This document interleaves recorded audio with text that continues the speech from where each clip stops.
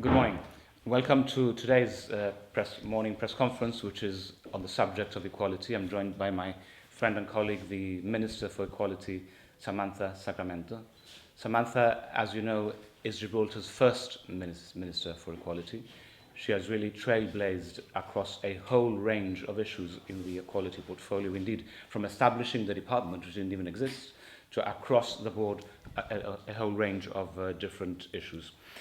And ours is the only program, the only manifesto that contains a series of solid and serious policies on the subject of equality, and Samantha will now expand on that. Thank you, Joseph.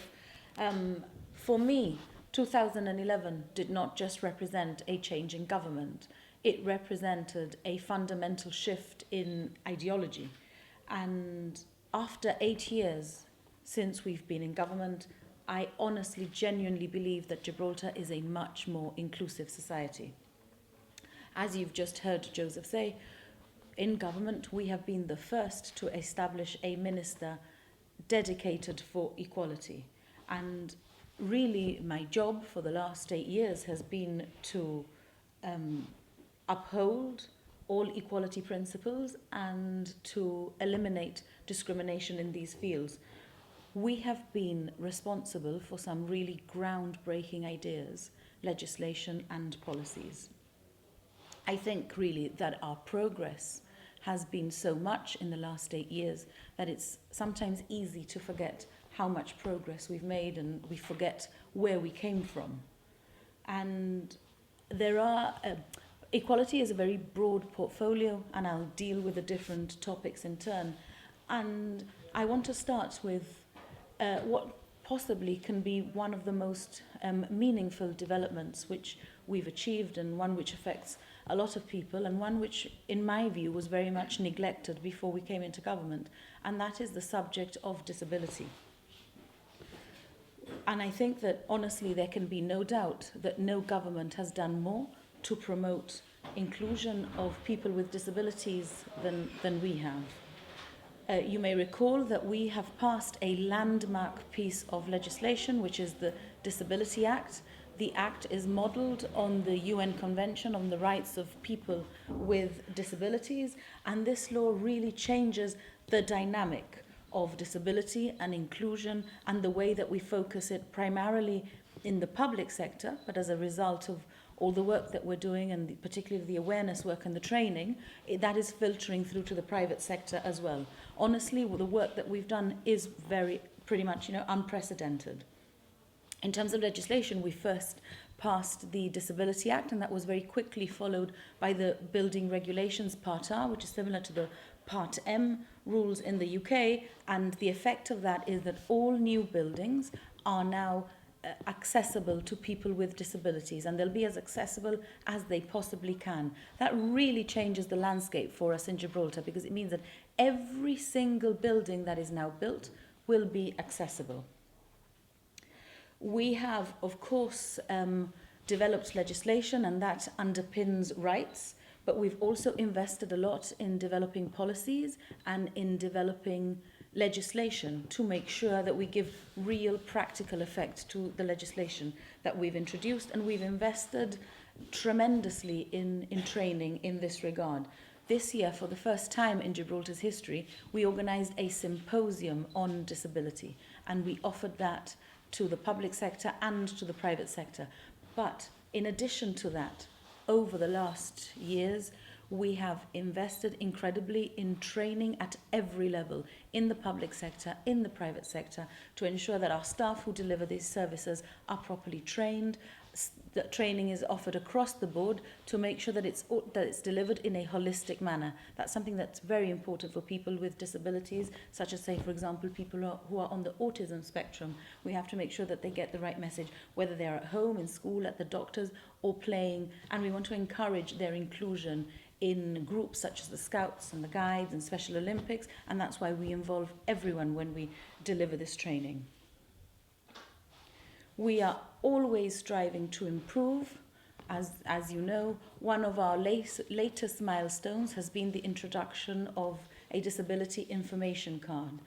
we officially launched that last week, and it's had a very positive response.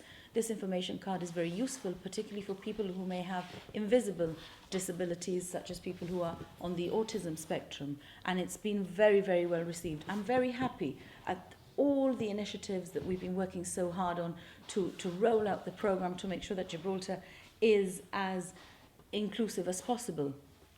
One of the keys to that is the excellent relationship that we hold with all stakeholder groups, who we of course consult at every stage when we are developing our ideas and offering training.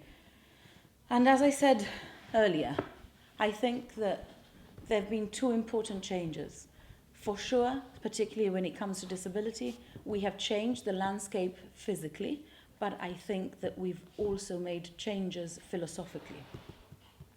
Let me discuss now the huge changes that we have already made in relation to gender equality and in particular to women's rights. Gender equality is of course a vital component of a mature and modern society. And women's rights, of course representation of women is essential. But women's rights isn't just about the number of women in a particular sector. More importantly, it's what we do and what we achieve for women, for women's advancement, for the benefit of women, and ensuring that we advance women's rights and that we always deliver a meritocracy. And on this basis, we have already done a lot of work, particularly in advancing women professionally. And a lot of the work that we've done surrounds the gender pay gap. We know that in Gibraltar there is a gender pay gap. We know this from the information that we can distill from the employment survey, which gives us the overall earnings gap. But I wanted to get more detailed information to realize the exact extent of the gender pay gap. And for that reason, last year I commissioned, for the first time in Gibraltar's history, a gender pay gap survey so that I can really distill the information that I need to quantify the extent of the gender pay gap. Now, that is in relation to being able to focus the areas that we need to maybe work on to identify particular gaps.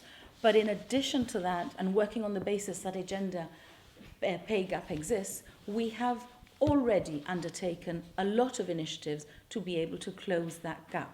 One of our very successful initiatives have been the mentorship program for women. We launched that last year. We've done it this year again.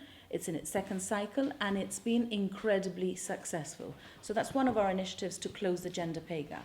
A second initiative also with a view to closing the gender pay gap has been a training that I commissioned and has already been delivered on unconscious bias. Stereotyping of women is sometimes a barrier to the progress of women, and I wanted to make sure that if there is a barrier, that barrier is brought down.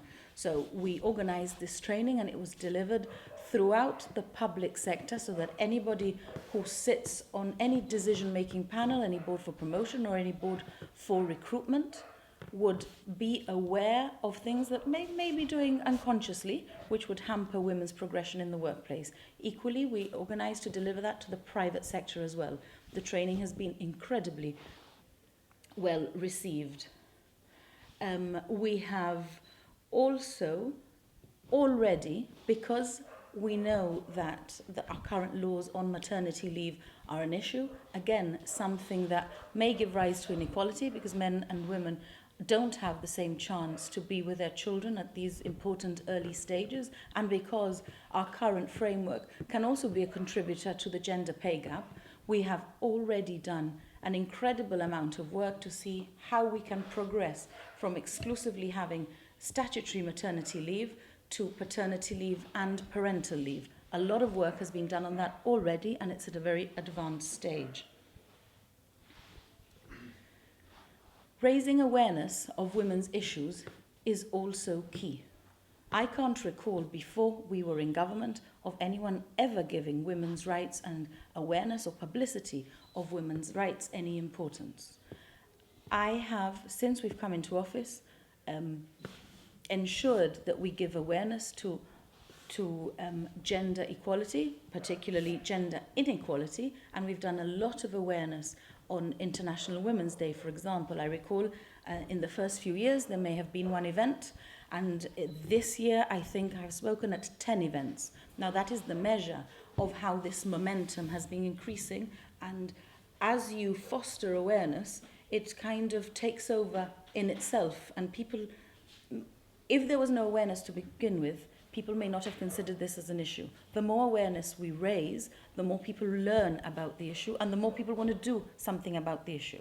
And the fact that I've been involved and spoken at so many events in the last couple of years, I think is a true reflection of people really embracing the principle and taking it on board. And when I speak of awareness, I've been involved with a lot of charities and organizations, and I also make it very important to spread the message with children, and therefore I speak on the subject a lot at schools and also with young ladies in the brownies and the guides.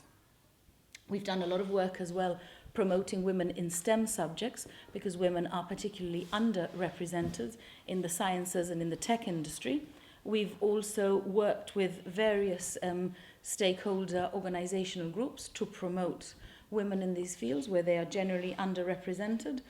Learning, of course, is something that is very important, and we try and attend as many substantive conferences as we can, and I always attend the United Nations Commission on the Status of Women, which is regarded as the top conference on learning and advancing gender equality rights.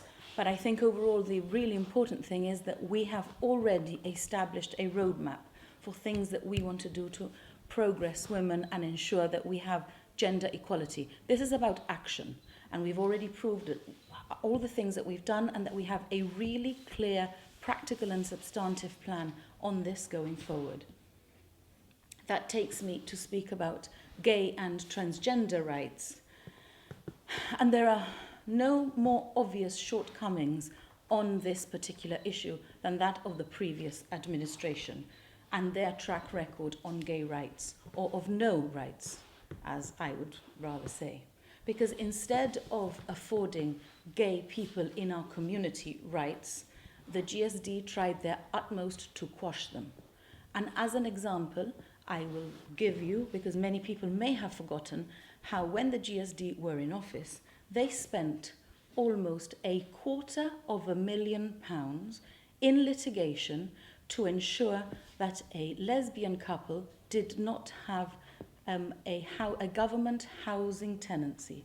They spent almost £250,000 to lose at the Privy Council. And that, when I say that our government represents a change of philosophy, I think that there can be no more stark example than that. On the other hand, we introduced the Civil Partnership Bill in 2014. Later on, in 2016, we amended the Marriage Act to ensure that we allowed for equal marriage for all. Because of this, and because of our actions, our gay community can now have their love and their rights recognized in law. There's been a lot of talk about Section 6B of the Marriage Act. When we introduced the legislation, we provided an opt-out clause for deputy registrars to object on the basis of their religious conscience. And the rationale for this was to safeguard the deputy registrar's constitutional right to freedom of religious expression. Now, that provision would never have impacted or precluded a gay couple from getting married, because alternative arrangements would have been made had that issue arisen. Now, in 3 years since this legislation came into effect, there has been no need to call on Section 6B of the Act, and on that basis I have already published a bill to remove Section 6B, and this was published on the 5th of September. In 2013, we also published legislation to ban homophobic hate crime and hate speech. That, again, is a very important safeguard. And we will not shy away from celebrating the diversity that we have in Gibraltar, and you'll see in our manifesto that we have a commitment to celebrate gay pride. In 2015, also in recognition of the rights of our transgender community, we made provision to extend protection from discrimination to individuals who have undergone gender reassignment. And we've worked very hard on education and awareness to ensure that we can encourage understanding of these issues and really foster inclusion of our transgender community. Finally, that brings me on to talk about nationality and how many members of our Moroccan community and our Indian, of people who are of Indian origin had their applications for nationality ignored before. This has also changed when we came into government, and that has enabled these long-standing members of our community to acquire real rights. While others may claim to be progressive, we are the only ones who have already delivered on these rights. We have a track record for delivering on gender equality, on gay rights, on transgender rights. Our progress on disability is remarkable. We have a track record which is there for everyone to see, and we are the only ones with real and concise plans in our manifesto. We are the ones who have it in our manifesto. We have stated what we want to do, and we have a clear pathway to build on this tremendous progress which we've already had in the last 8 years. Equality really is in the heart of our government because it affects everyone. And it is abundantly clear that our commitment to government, that our commitment to equality is like no other government before us. Thank you very much. Thank you, Samantha. As you said, we have an impressive record already in government. The difference between us and the others is that we've done it already, we've delivered already, and the manifesto sets out also what we are going to do in the next term of office. The people of Gibraltar give us the confidence to do so. So thank you very much.